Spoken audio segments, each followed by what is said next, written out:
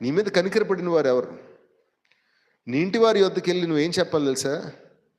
దేవుడు నీ మీద ఎంత కనికారం చూపించాడని చెప్పాలి.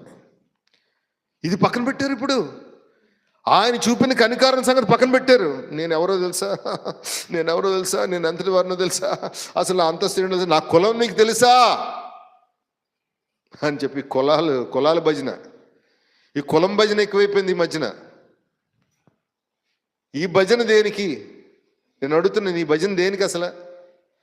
అసలు నీ మీద దేవుడు ఎంత కనికారపడ్డాడు చెప్పా? నీ రోత జీవితం ఒక పక్కన ఉండాలి, ఆయన చూపిన కనికారం ఇంకో పక్కన ఉండాలి. ఆ రోత జీవితం ఎంత ఇదిగా ఉందో ఆయన చూపిన కనికారం ఎంత గొప్పదో చెప్పాలా? ఇది పక్కన పెట్టారు, రోత జీవితాన్ని పక్కన పెట్టారు, ఆయన చూపిన కనికారం సంగతి కూడా పక్కన పెట్టారు.